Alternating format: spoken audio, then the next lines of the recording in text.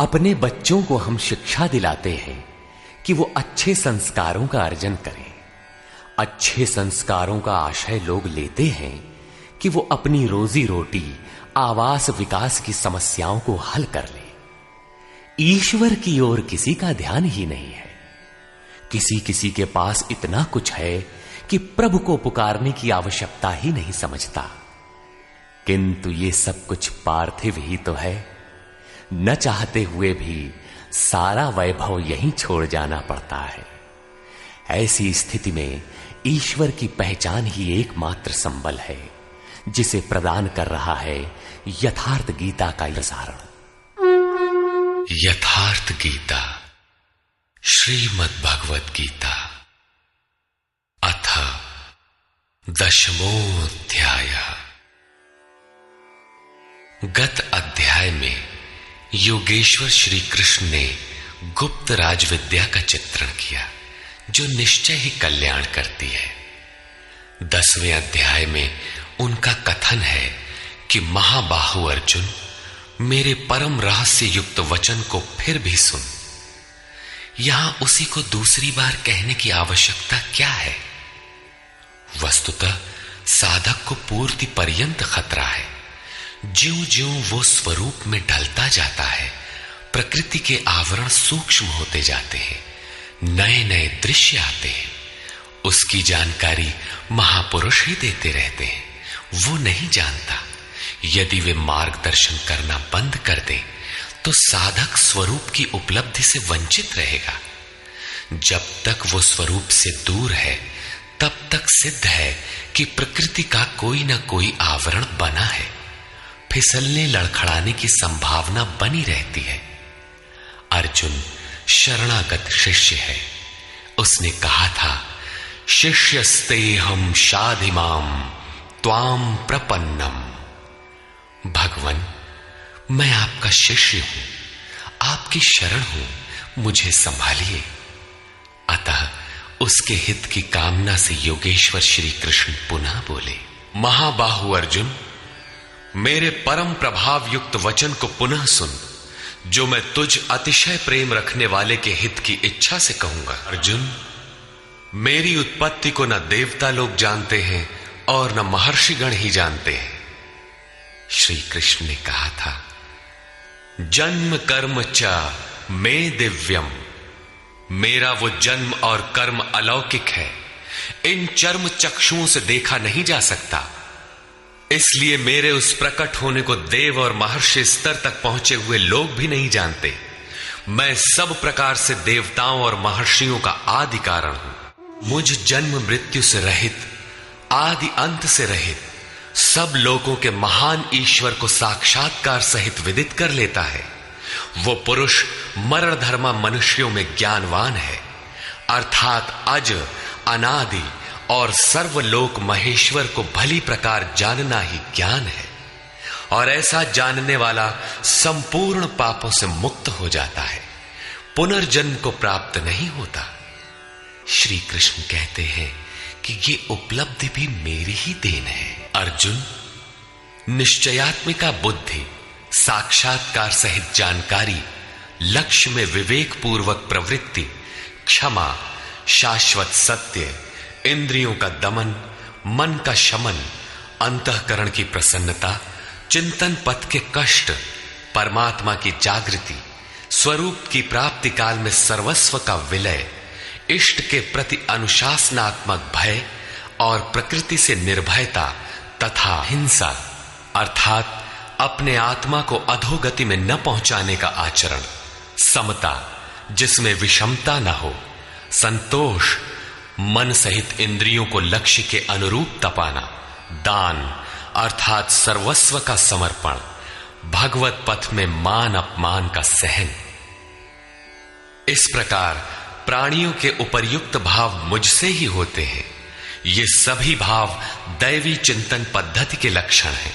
इनका अभाव ही आसुरी संपद है। सप्तर्षि अर्थात योग की 7 क्रमिक भूमिकाएं, अर्थात शुभेच्छा, सुविचारणा, तनुमानसा, सत्वापत्ति, असंसक्ति, पदार्था भावना और तुर्यगा, तथा इनके अनुरूप अंतःकरण चतुष्टय अर्थात मन, बुद्धि, चित्त और अहंकार, उसके अनुरूप मन जो मेरे में भाव वाला है, ये सब मेरे ही संकल्प से अर्थात मेरी प्राप्ति के संकल्प से तथा जो मेरी ही प्रेरणा से होते हैं, दोनों एक दूसरे के पूरक हैं, उत्पन्न होते हैं।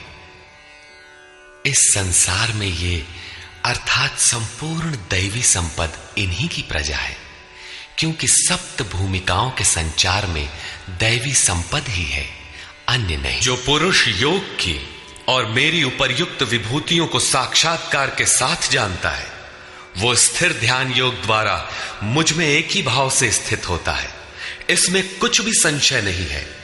जिस प्रकार वायु रहित स्थान में रखे दीपक की लौ सीधी जाती है, कंपन नहीं होता, योगी के जीते हुए चित्त की यही परिभाषा है। मैं संपूर्ण जगत की उत्पत्ति का कारण हूं, मुझसे ही संपूर्ण जगत चेष्टा करता है। इस प्रकार मानकर श्रद्धा और भक्ति से युक्त विवेकी जन मेरा निरंतर भजन करते हैं।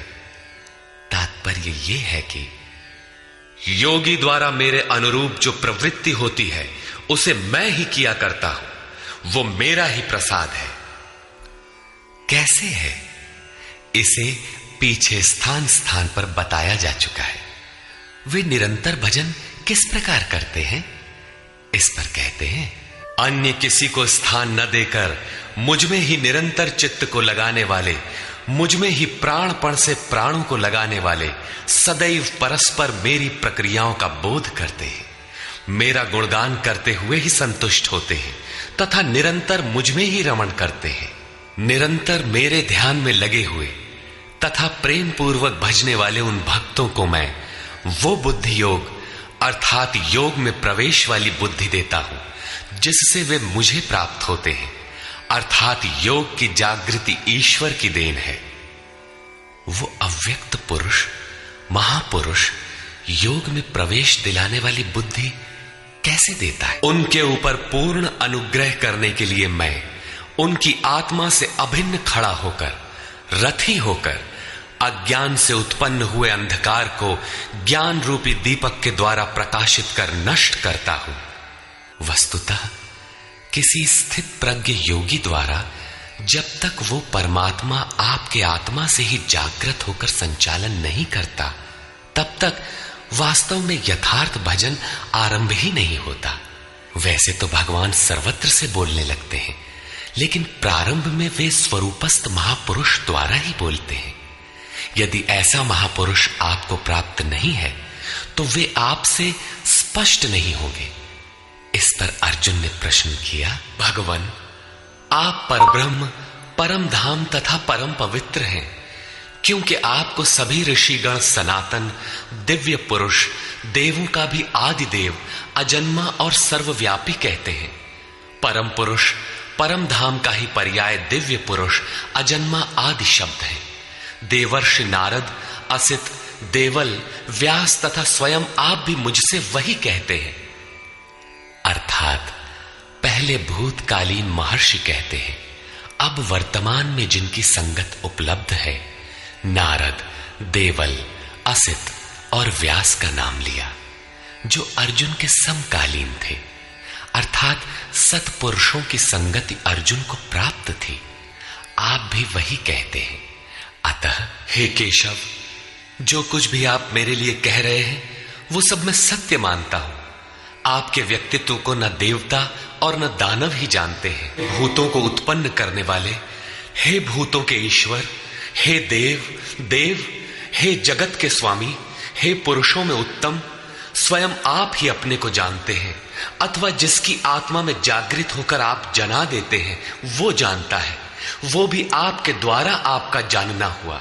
इसलिए आप ही अपनी उन दिव्य विभूतियों को संपूर्ण रूप से लेश मात्र भी शेष न रखकर कहने में सक्षम है, जिन विभूतियों द्वारा आप इन सब लोगों को व्याप्त करके स्थित हैं। श्री कृष्ण एक योगी थे। मैं किस प्रकार निरंतर चिंतन करता हुआ आपको जानूं, और हे भगवान, मैं किन किन भावों द्वारा आपका स्मरण करूं। हे जनार्दन, अपनी योग शक्ति को और योग की विभूति को फिर भी विस्तार पूर्वक कहिए। संक्षेप में तो इसी अध्याय के आरंभ में कहा ही है, पुनः कहिए, क्योंकि अमृत तत्व को दिखाने वाले इन वचनों को सुनने से मेरी तृप्ति नहीं होती। रामचरित जे सुनत अघाही, रस विशेष जाना तिन नाही। जब तक प्रवेश नहीं मिल जाता तब तक उसे अमृत तत्व को जानने की पिपासा बनी रहती है। प्रवेश से पूर्व रास्ते में ही यह सोचकर कोई बैठ गया कि बहुत जान लिया, तो उसने नहीं जाना। सिद्ध है कि उसका मार्ग अवरुद्ध होना चाहता है। इसलिए साधक को पूर्ति पर्यंत इष्ट के निर्देशन को पकड़ते रहना चाहिए और उसे आचरण में ढालना चाहिए। अर्जुन की उक्त जिज्ञासा पर योगेश्वर श्री कृष्ण ने कहा, कुरुश्रेष्ठ अर्जुन, अब मैं अपनी दिव्य विभूतियों को, उनमें से प्रमुख विभूतियों को तुझसे कहूंगा, क्योंकि मेरी विभूतियों के विस्तार का अंत नहीं है। अर्जुन, मैं सब भूतों के हृदय में स्थित सबका आत्मा हूं तथा संपूर्ण भूतों का आदि, मध्य और अंत भी मैं ही हूं, अर्थात जन्म, मृत्यु और जीवन भी मैं ही हूं। मैं अदिति के 12 पुत्रों में विष्णु और ज्योतियों में प्रकाशमान सूर्य हूं। वायु के भेदों में मैं मरीचि नामक वायु और नक्षत्रों में चंद्रमा हूं। वेदों में मैं सामवेद अर्थात पूर्ण समत्व दिलाने वाला गायन हूं। देवों में मैं उनका अधिपति इंद्र हूं और इंद्रियों में मन हूं, क्योंकि मन के निग्रह से ही मैं जाना जाता हूं, तथा प्राणियों में मैं उनकी चेतना हूं। 11 रुद्रों में मैं शंकर हूं। शंख धन अर सा शंकर, अर्थात शंकाओं से उपराम अवस्था में हूं। यक्ष तथा राक्षसों में मैं धन का स्वामी कुबेर हूं। 8 वसुओं में मैं अग्नि और शिखर वालों में सुमेरु अर्थात शुभों का मेल मैं हूं। वही सर्वोपरि शिखर है, न कि कोई पहाड़ी। वस्तुतः ये सब योग साधना के प्रतीक है, यौगिक शब्द है। पुर की रक्षा करने वाले पुरोहितों में बृहस्पति मुझे ही जान, जिससे दैवी संपत्ति का संचार होता है। और हे पार्थ, सेनापतियों में मैं स्वामी कार्तिकेय हूं। कर्म का त्याग ही कार्तिक है, जिससे चराचर का संहार, प्रलय और इष्ट की प्राप्ति होती है। जलाशयों में मैं समुद्र हूं। महर्षियों में मैं भृगु हूं और वाणी में एक अक्षर ओमकार हूं, जो उस ब्रह्म का परिचायक है। सब प्रकार के यज्ञों में मैं जप यज्ञ हूं। यज्ञ परम में प्रवेश दिला देने वाली आराधना की विधि विशेष का चित्रण है। उसका सारांश है स्वरूप का स्मरण और नाम का जप। 2 वाणियों से पार हो जाने पर नाम जब यज्ञ की श्रेणी में आता है तो वाणी से नहीं जपा जाता, न चिंतन से, न कंठ से, बल्कि वो श्वास में जागृत हो जाता है। केवल सुरत को श्वास के पास लगाकर मन से अविरल चलना भर पड़ता है। यज्ञ की श्रेणी वाले नाम का उतार चढ़ाव श्वास पर निर्भर है। ये क्रियात्मक है। स्थिर रहने वालों में हिमालय हूं। शीतल, सम और अचल एकमात्र परमात्मा है। जब प्रलय हुआ तब मन उसी शिखर में बंध गया। अचल, सम और शांत ब्रह्म का प्रलय नहीं होता। उस ब्रह्म की पकड़ मैं हूं। सब वृक्षों में मैं अश्वत्थ हूं। अश्व कल तक भी जिसके रहने की गारंटी नहीं दी जा सकती, ऐसा ऊर्ध्व मूलधः शाखम अश्वत्थ।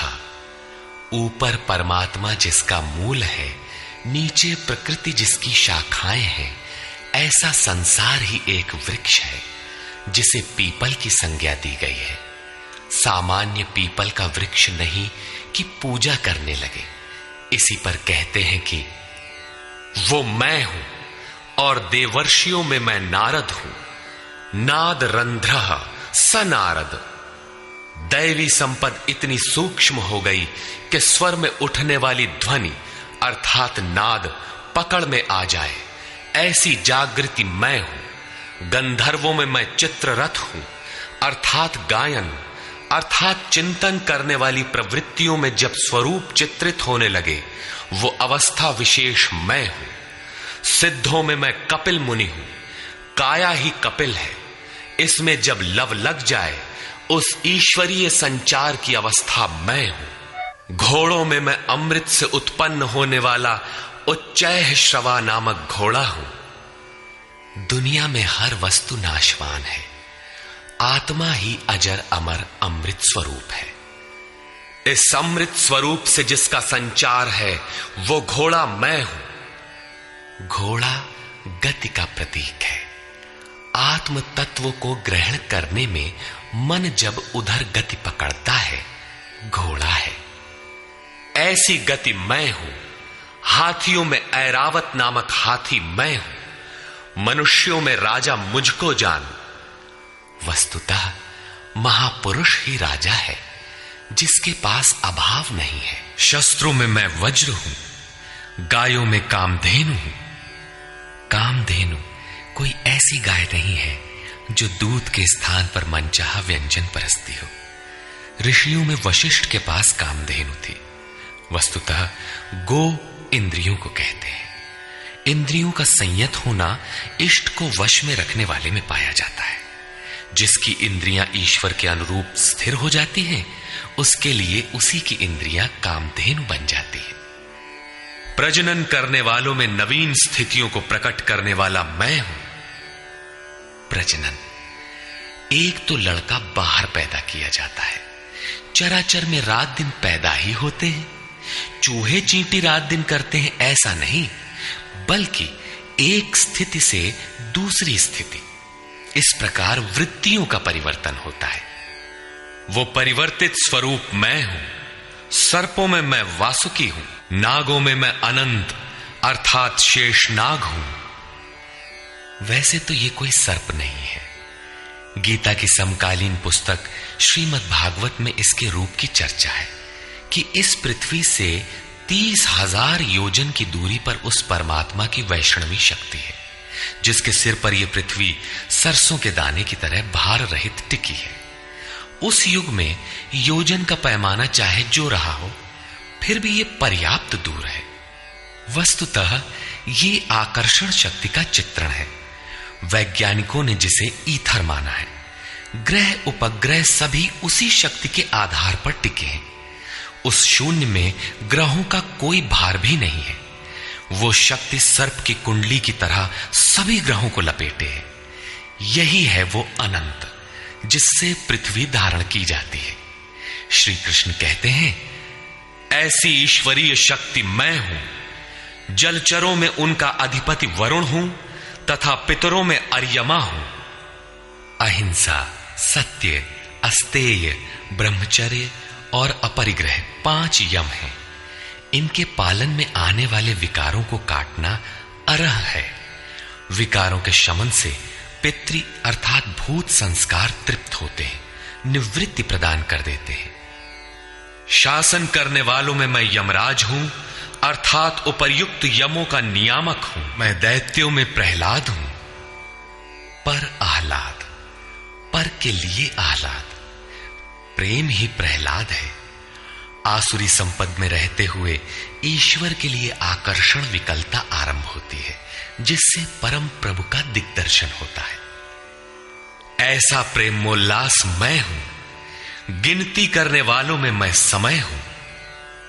1, 2, 3, 4 ऐसी गिनती या क्षण, घड़ी, दिन, पक्ष, मास इत्यादि नहीं, बल्कि ईश्वर के चिंतन में लगा हुआ समय मैं हूं। यहां तक कि जागत में सुमिरन करे, सोवत में लव लाए। अनवरत चिंतन में समय मैं हूं। पशुओं में मृगराज, योगी भी मृ धन ग अर्थात योग रूपी जंगल में गमन करने वाला है। तथा पक्षियों में गरुड़ मैं हूं। ज्ञान ही गरुड़ है।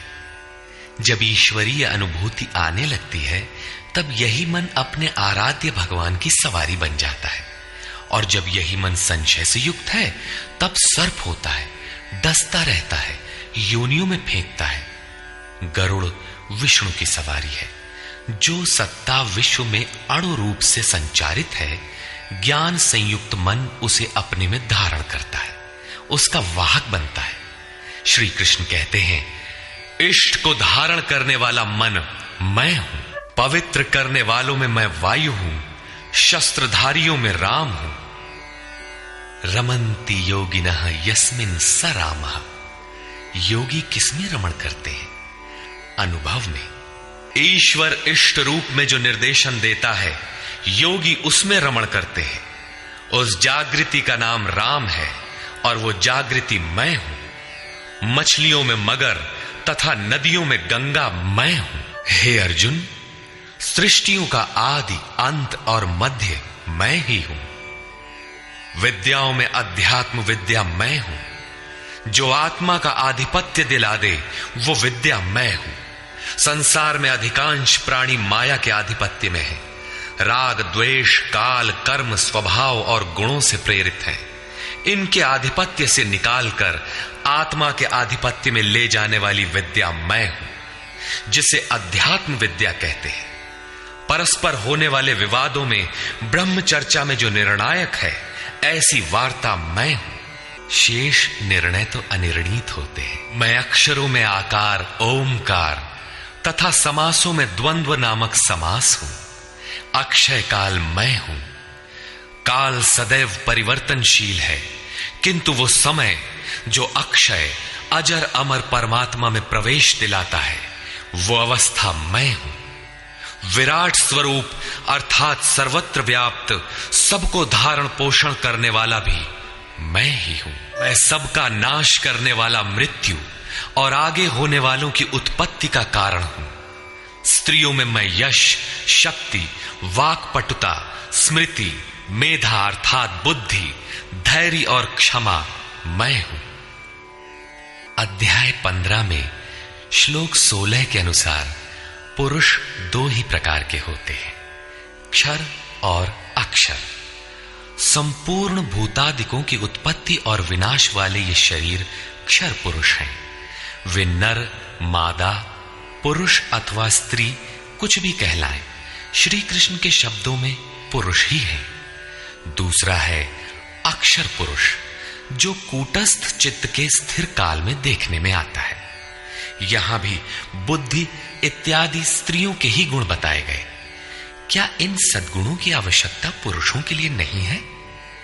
कौन ऐसा पुरुष है जो श्रीमान, कीर्तिवान, वक्ता, स्मरण शक्ति संपन्न, मेधावी, धैर्यवान और क्षमावान नहीं बनना चाहता?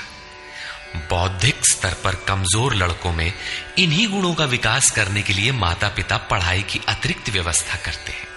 यहां कहते हैं कि ये लक्षण केवल स्त्रियों में पाए जाते हैं। अतः आप विचार कर देखें कि स्त्री कौन है। वस्तुतः आपके हृदय की प्रवृत्ति ही नारी है। उसमें इन गुणों का संचार होना चाहिए। इन गुणों को धारण करना स्त्रीलिंग, पुल्लिंग सबके लिए उपयोगी है। गायन करने योग्य श्रुतियों में मैं बृहत साम अर्थात वृहत से संयुक्त समत्व दिलाने वाला गायन हूं, अर्थात ऐसी जागृति मैं हूं। छंदों में गायत्री छंद मैं हूं। गायत्री कोई मंत्र नहीं है जिसे पढ़ने से मुक्ति मिलती हो, वरन एक समर्पणात्मक छंद है। 3 बार विचलित होने के पश्चात ऋषि विश्वामित्र ने अपने को इष्ट के प्रति समर्पित करते हुए कहा, ओम भूर्भुवः स्वः तत्सवितुर्वरेण्यं भर्गो देवस्य धीमहि धियो यो नः प्रचोदयात्। अर्थात भूः, भुवः और स्वः तीनों लोकों में तत्व रूप से व्याप्त देव आप ही वरेण्य हैं। हमें ऐसी बुद्धि दें, ऐसी प्रेरणा करें कि हम लक्ष्य को प्राप्त कर लें। ये मात्र एक प्रार्थना है। साधक अपनी बुद्धि से यथार्थ निर्णय नहीं ले पाता कि मैं कब सही हूं और कब गलत। उसकी ये समर्पित प्रार्थना मैं हूं, जिसमें निश्चित कल्याण है, क्योंकि वो मेरे आश्रित हुआ है। मासों में शीर्षस्थ मार्ग मैं हूं, और जिसमें सदैव बहार हो ऐसा ऋतु, हृदय की ऐसी अवस्था भी मैं ही हूं। तेजस्वी पुरुषों का तेज मैं हूं, जुए में छल करने वालों का छल मैं हूं। तब तो अच्छा है जुआ खेलें, उसमें कल बल छल करें, वही भगवान है। नहीं, ऐसा कुछ नहीं है। ये प्रकृति ही एक जुआ है, यही ठगनी है। इस प्रकृति के द्वंद्व से निकलने के लिए दिखावा छोड़कर छिपाव के साथ गुप्त रूप से भजन करना ही छल है। छल है तो नहीं, किंतु बचाव के लिए आवश्यक है। जड़ भरत की तरह, उन्मत्त, अंधे, बहरे और गूंगे की तरह हृदय से जानकार होते हुए भी बाहर से ऐसे रहें कि अनजान हो, सुनते हुए भी न सुने, देखते हुए भी न देखें। छिपकर ही भजन का विधान है। तभी साधक प्रकृति पुरुष के जुए में पार पाता है। जीतने वालों की विजय मैं हूं, और व्यवसायियों का निश्चय, जिसे अध्याय 2 श्लोक 41 में कह आए हैं। इस योग में निश्चयात्मक क्रिया एक है, बुद्धि एक ही है, दिशा एक ही है। ऐसी क्रियात्मक बुद्धि मैं हूं, सात्विक पुरुषों का तेज और ओज मैं हूं। वृष्णि वंश में मैं वासुदेव अर्थात सर्वत्र वास करने वाला देव हूं। पांडवों में मैं धनंजय हूं। पुण्य ही पांडु है और आत्मिक संपत्ति ही स्थिर संपत्ति है। पुण्य से प्रेरित होकर आत्मिक संपत्ति को अर्जित करने वाला धनंजय मैं हूं। मुनियों में मैं व्यास हूं। परम तत्व को व्यक्त करने की जिसमें क्षमता है वो मुनि मैं हूं।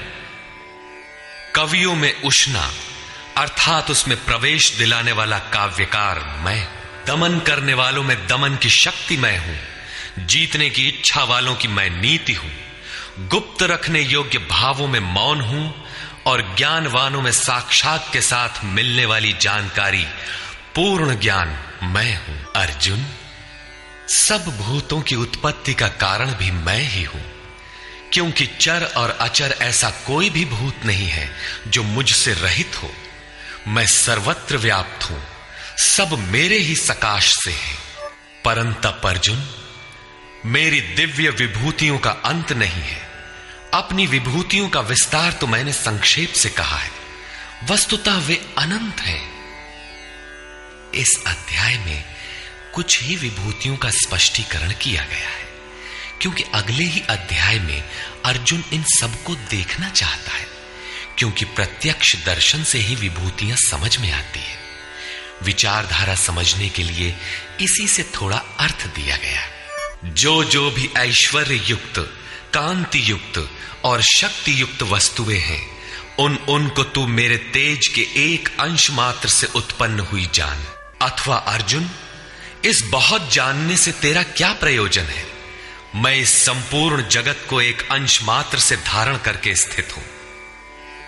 उपर्युक्त विभूतियों के वर्णन का तात्पर्य ये नहीं है कि आप या अर्जुन इन सभी वस्तुओं को पूजने लगे, बल्कि श्री कृष्ण का आशय केवल इतना ही है कि इन सब ओर से श्रद्धा समेटकर केवल उन अविनाशी परमात्मा में लगावे। इतने से ही उनका कर्तव्य पूर्ण हो जाता है। निष्कर्ष, इस अध्याय में श्री कृष्ण ने कहा कि अर्जुन, मैं तुझे पुनः उपदेश करूंगा, क्योंकि तू मेरा अतिशय प्रिय है। पहले कह चुके हैं, फिर भी कहने जा रहे हैं, क्योंकि पूर्ति पर्यंत सद्गुरु से सुनने की आवश्यकता रहती है। मेरी उत्पत्ति को न देवता और न महर्षिगण ही जानते हैं, क्योंकि मैं उनका भी आदि कारण हूं। अव्यक्त स्थिति के पश्चात की सार्वभौम अवस्था को वही जानता है जो हो चुका है। जो मुझ अजन्मा, अनादि और संपूर्ण लोकों के महान ईश्वर को साक्षात्कार सहित जानता है, वही ज्ञानी है। बुद्धि, ज्ञान, असम्मूढ़ता, इंद्रियों का दमन, मन का शमन, संतोष, तप, दान और कीर्ति के भाव अर्थात दैवी संपत्ति के उक्त लक्षण मेरी देन है। 7 महर्षिजन अर्थात योग की 7 भूमिकाएं, उससे भी पहले होने वाले तदनुरूप अंतःकरण, चतुष्टय और इनके अनुकूल मन जो स्वयंभू है, स्वयं रचयिता है, ये सब मुझ में भाव वाले, लगाव और श्रद्धा वाले हैं, जिनकी संसार में संपूर्ण प्रजा है। ये सब मुझसे ही उत्पन्न है, अर्थात साधनामयी प्रवृत्तियां मेरी ही प्रजा हैं। इनकी उत्पत्ति अपने से नहीं, गुरु से होती है। जो उपर्युक्त मेरी विभूतियों को साक्षात जान लेता है, वह निस्संदेह मुझ में एक ही भाव से प्रवेश करने योग्य है। अर्जुन, मैं ही सबकी उत्पत्ति का कारण हूं, ऐसा जो श्रद्धा से जान लेते हैं, वे अनन्य भाव से मेरा चिंतन करते हैं, निरंतर मुझ में मन, बुद्धि और प्राणों से लगने वाले होते हैं, आपस में मेरा गुण चिंतन और मुझ में रमण करते हैं। उन निरंतर मुझसे संयुक्त हुए पुरुषों को मैं योग में प्रवेश करने वाली बुद्धि प्रदान करता हूं। यह भी मेरी ही देन है। किस प्रकार बुद्धि योग देते हैं?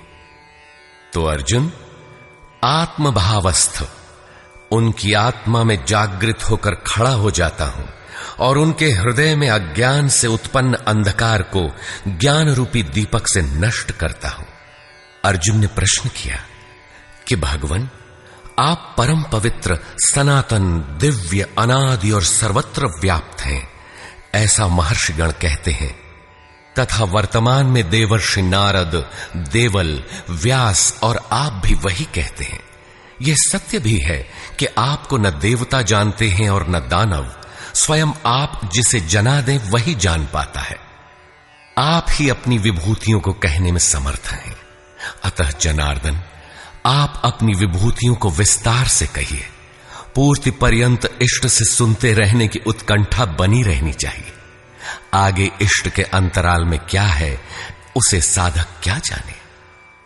इस पर योगेश्वर श्री कृष्ण ने एक एक करके अपनी प्रमुख विभूतियों का लक्षण संक्षेप में बताया, जिनमें से कुछ तो योग साधन में प्रवेश करने के साथ मिलने वाली अंतरंग विभूतियों का चित्रण है, और शेष कुछ समाज में रिद्धियों सिद्धियों के साथ पाई जाने वाली विभूतियों पर प्रकाश डाला। और अंत में उन्होंने बल देकर कहा, अर्जुन, बहुत कुछ जानने से तेरा क्या प्रयोजन है? इस संसार में जो कुछ भी तेज और ऐश्वर्य युक्त वस्तुएं हैं, वह सब मेरे तेज के अंश मात्र में स्थित हैं। वस्तुतः मेरी विभूतियां अपार हैं। ऐसा कहते हुए योगेश्वर ने इस अध्याय का पटाक्षेप किया। इस अध्याय में श्री कृष्ण ने अपनी विभूतियों की मात्र बौद्धिक जानकारी दी, जिससे अर्जुन की श्रद्धा सब ओर से सिमटकर एक इष्ट में लग जाए। किंतु बंधुओं, सब कुछ सुन लेने और बाल की खाल निकालकर समझ लेने के बाद भी चलकर उसे जानना शेष ही रहता है। यह क्रियात्मक पथ है। संपूर्ण अध्याय में योगेश्वर की विभूतियों का ही वर्णन है। इस प्रकार श्रीमद् भगवत गीता के भाष्य यथार्थ गीता का 10वां अध्याय पूर्ण